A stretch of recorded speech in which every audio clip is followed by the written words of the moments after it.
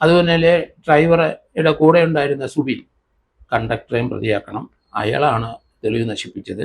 തെളിവ് നശിപ്പിച്ചതിന് തീർച്ചയായും അയാൾ കുറ്റക്കാരൻ തന്നെ. അയാൾക്ക് രാഷ്ട്രീയപരമായി ചിലപ്പം ആ പാർട്ടിയോടോ അവരോടും സ്നേഹം ഉണ്ടായിരിക്കാം, ബഹുമാനം ഉണ്ടായിരിക്കാം. പക്ഷേ ഒരു കുറ്റകൃത്യത്തിൽ ഉൾപ്പെട്ട തെളിവ് നശിപ്പിക്കാൻ പുള്ളിക്ക് അവകാശമില്ല, അധികാരമില്ല. അങ്ങനെ ഒരു രാഷ്ട്രീയ പാർട്ടിയുടെ പിണിയാളായിട്ട് നിൽക്കുന്നവർ തീർച്ചയായിട്ടും പ്രതിസ്ഥാനത്തേക്ക് വന്നേ പറ്റുള്ളൂ. തെളിവ് നശിപ്പിച്ചതിനായിട്ട് അയാളെ ഉൾപ്പെടുത്തണം. എന്തായാലും ഈ സംഭവത്തെപ്പറ്റി അന്ന് കുറേ ദൃശ്യങ്ങളെല്ലാം ഇവർ തമ്മിൽ തർക്കിക്കുന്നതൊക്കെ കണ്ടു.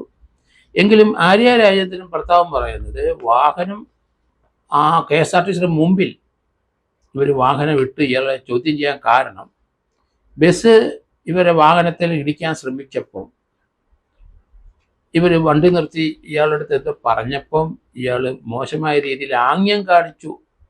അതുകൊണ്ടാണ് ഇയാളുമായിട്ട് തർക്കം ഉണ്ടാകാൻ കാരണം. അതുകൊണ്ടാണ് MLA ഇയാളെ അടിച്ചത് എന്നൊരു ധ്വനി അതിനകത്തുണ്ട്.